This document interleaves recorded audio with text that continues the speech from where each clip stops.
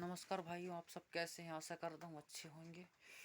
पिछले वीडियो में मैंने बनाया था भाइयों की विवाह की पश्चात की यात्रा। आज जो हम जानेंगे चरित्रवान की कथा कि वो चरित्रवान की कथा कैसा है, जो कि जीनी की राह पुस्तक से है भाइयों, जो संत रामपाल जी द्वारा लिखित पुस्तक है।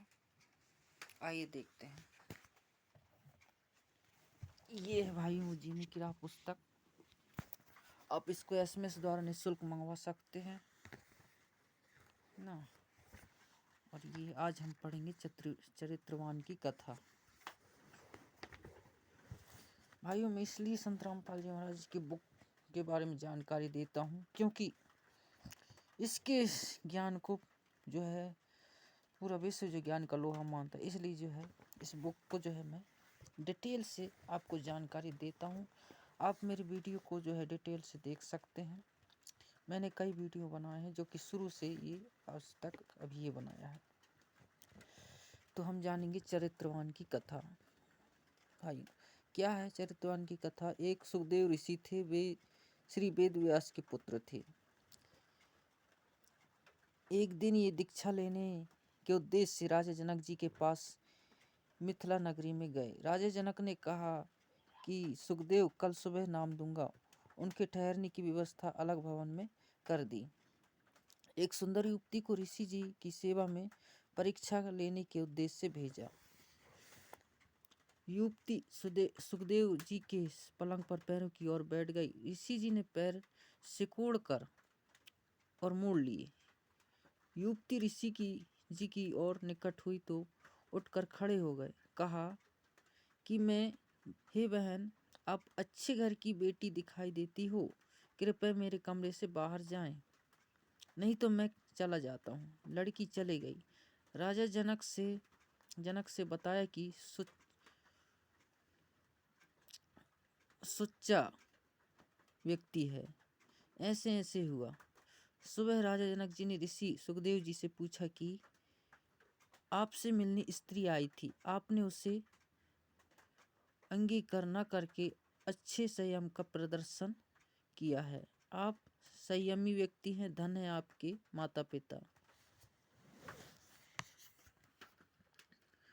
कबीर परमेश्वर जी की विचार इनसे भी उच्च तथा श्रेष्ठ है। वे कहते हैं कि ऋषि सुखदेव भी आत्मज्ञानी नहीं था, क्योंकि जब युवती सुखदेव के पलंग पर बैठी तो सुखदेव ने उसे स्त्री समझकर अपने शरीर से छूने नहीं दिया और खड़ा होकर बाहर जाने की तैयारी कर दी।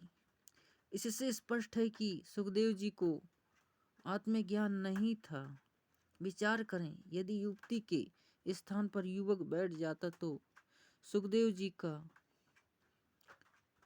क्या करते। वे उससे कुशल मंगल पूछते और पलंग छोड़कर खड़े नहीं होते।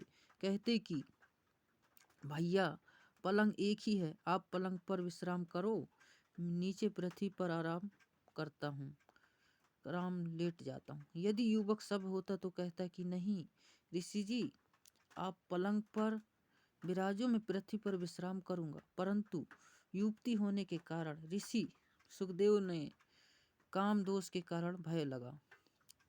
कबीर जी ने बताया कि स्त्री तथा पुरुष आत्मा के ऊपर दो वस्त्र हैं। जैसे गीता अध्याय 2 श्लोक 22 में कहा कि अर्जुन, जीव शरीर त्याग कर नया शरीर धारण कर लेता है, इसे मृत्यु कहते हैं। यह तो ऐसा है जैसे मनुष्य पुराने वस्त्र त्याग कर नए पहन लेता है। इसलिए आत्म तत्व को जान।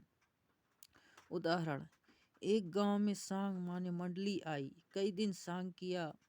पुराने जमाने में सांग के नाटक में पुरुष ही स्त्री का अभिनय किया करते थे।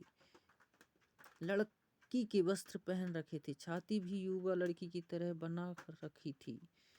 प्रथम बार गए लड़के ने अपने साथी माने जो कई बार सांग देख चुका था उसे कहा कि देख कितनी सुंदर लड़की। साथी बोला, यह लड़की नहीं लड़का है, परंतु प्रथम बार गया लड़का मानने को तैयार नहीं। उसको अपने मित्र की बातों पर विश्वास नहीं हो रहा था। सांग के समाप्त होने के पश्चात संगी अपने उस स्थान पर गए जहां ठहरे हुए थे। दोनों लड़के भी उनके साथ नहीं वहीं गए। उस लड़के ने जो लड़की का स्वांग बनाए हुए था अपने स्त्री वाले वस्त्र उतारकर खूंटी पर टांग दी, छाती से बनावटी दूधी उतार कर बैग में डाल दी, कच्चे कच्चे में स्नान करने चला गया। यह देखकर नए दर्शक को विश्वास हुआ कि वास्तव में यह लड़का है। अगले दिन उस लड़के दर्शक को वह लड़की के वेश में लड़के में लड़की वाली मालिन वासना दिल में नहीं आई। उसे लड़का दिखाई दे रहा था। इसी प्रकार यदि सुखदेव ऋषि को अध्यात्म विवेक से आत्मज्ञान होता तो उसे से स्त्री नहीं आत्मा रूप में पुरुष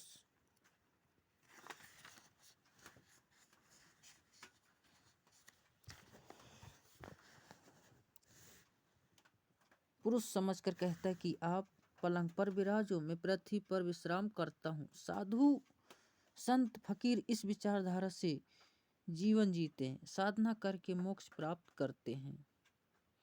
संगत का प्रभाव तथा विश्वास प्रभु का। ठीक है भाइयों, अभी के लिए फिलहाल इतना ही। यदि वीडियो अच्छा लगे तो वीडियो को लाइक शेयर कमेंट, चैनल को सब्सक्राइब जरूर करना ताकि मेरा हर आगे आने वाला वीडियो आपको सबसे पहले दिखाई दे। ठीक है भाइयों, तब तक के लिए नमस्कार।